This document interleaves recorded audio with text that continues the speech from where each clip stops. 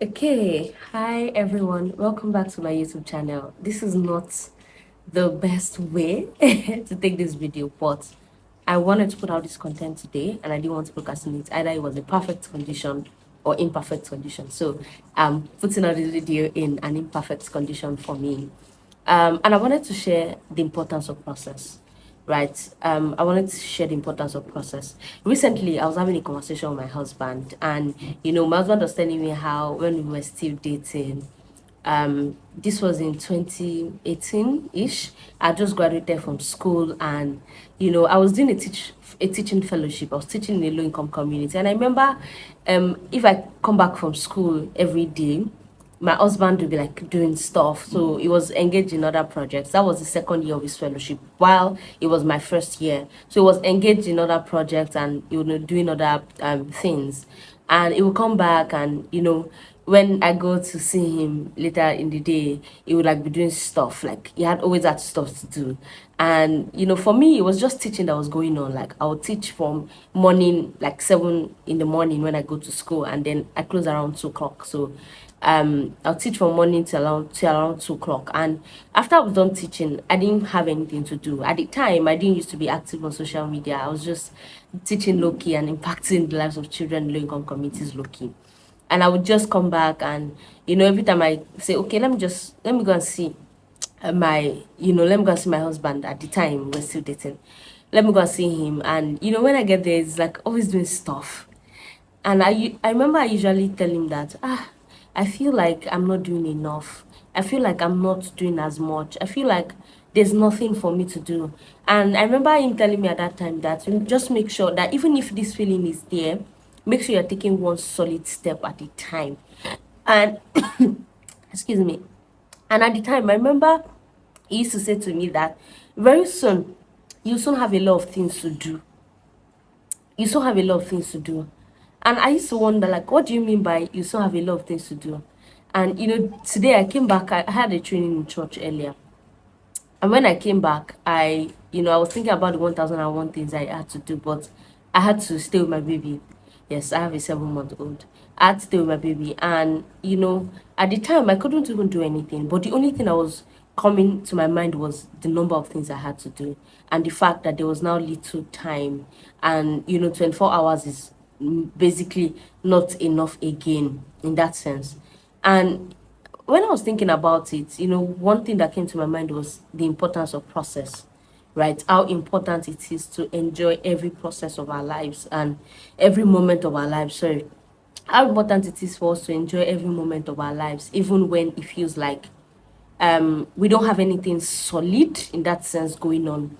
I realized that at the time when I didn't feel like I had a lot of solid things to do, I was taking a lot of courses. I was, undergoing a lot. I was going through mentorship, and I was taking coaching programs as much as I could. I used to read a lot, and I used to binge a lot on a lot of Mrs. Ibukunwa Shika's YouTube video and other productivity videos. And I realized that in this season of my life where it has become busy, um those things that I invested in at the time, those knowledge that I invested in at the time, have been yielding results for me. That time when I was not active on social media, right? I was developing myself, I was investing in myself, I was learning a lot, I was observing mentors and learning from people, including my husband, right? And now that I'm at the stage where I have a lot of things to do, it is that investment, it was those investment that I made at that time that is now yielding results for me, especially intellectually. Right now, I read, right, as much as I can, but I don't really have that time compared to that time when I will be free from like two. I was not married, I didn't have a child. I'd not even started Talent Mine at the time, right? It was just my teaching fellowship. Like I was just a teacher, and then I would just teach. But then I remember that once I got back, I would start taking courses, and I was always like investing in things. I was always learning one thing or the other. And right now that I don't have 100% of the time to do those things because I'm now doing a lot of things. Like I didn't have the time. I wasn't doing anything at that time. I was just learning. But now that I don't have as much time to dedicate say 90% of my time to learning as I was doing at that time, right? Now that I'm executing a lot and I'm doing a lot, those things that I invested in at that time is now coming and yielding result for me. And it's so important that at every time we are always living in the moment. And I know that at the time I kept saying, oh, I feel like I'm not doing a lot of stuff, right? I feel like I'm not doing enough. I feel like, oh, I'm not doing anything at all. And it was not because I had things in my mind that I could do, but I actually didn't know. Actually, I didn't have anything in my spirit that God was leading me to do at the time. So that was the time I invested in that thing. But now that is now time where God is pushing me, go and do this, go and start this. I said how we're building a school, right? Go and build this school, go and put the structure in place and all of those things. It is now that those things that I, invested in at the time, those things are now yielding results. And today I was thinking about, we had a training in church earlier today, and my pastor was saying something. He was saying that process. He was saying how, he told us a story about process. And when he was done speaking, what came to mind was process builds capacity, right? And process makes you competent. But if you don't go through process, right, you lose capacity, and then you lose the competence that comes with it. And he was talking about, yeah, I remember the story. So he was talking about how, the research projects that were given in school when you're in final year, the research process that you're given, if you probably you probably copied and pasted, right? You probably maybe plagiarized your work and you pasted somebody else's thing, and maybe your professor was not serious enough to actually go through it, and you just took a random, other people's project that has been done and brought everything together, and then you pasted everything and then you submitted it, and you probably passed the course or you got an A, right? At a time where you need the research skill, because what research does for you is that research helps you to it helps you to stay grounded. It helps you to find knowledge for yourself and know that, okay, this is what a lot of people think, but I've gone to search and I've found this. And that's what research does for you. That's the skill that research gives you. And if you don't build that skill at the time, in final year, in that short term, you think that you're being wise by copying somebody's stuff, getting away with it, and that's all. But then you've lost the capacity and the competence that comes with doing a research project. And every time I think about process, I think about Joseph, and I think about David, especially David, right? David was the last born of his father's family, right? But then David was he was the one who was asked to tend the sheep, right? He was taking care of the sheep, and when the lion came, he killed the lion. When the bear came, he killed the bear.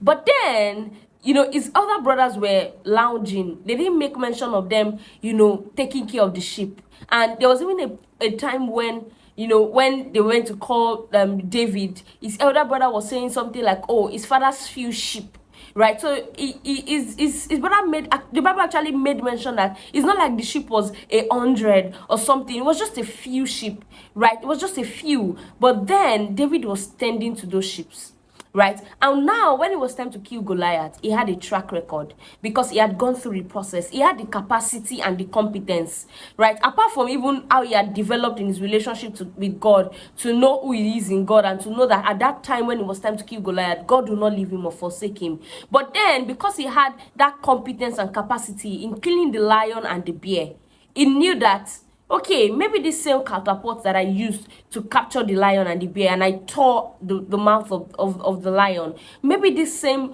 capacity, I've built capacity for it, and maybe this same catapult is going to do the same for me, right? But then the Bible made mention of David tending to his father's sheep and watching over his father's sheep. So when it was time for God to put David as the king over Israel, it was easy for David to rule over a nation because he has proven faithful. And faithfulness is shown when we go through process. So if you are, that's why as much as possible, I always try my best that when I'm going through times and seasons of my life, even the ones that are like the preparation season, and it's probably painful for me at the time, but I know that even though it's a painful season, I'm growing. I know that it is a process, right? It is time and season. It comes and it goes, right? One process cannot last forever. It just lasts for a while. But then there's a character and the patience and the endurance and the competence and the capacity that going through process birth in you.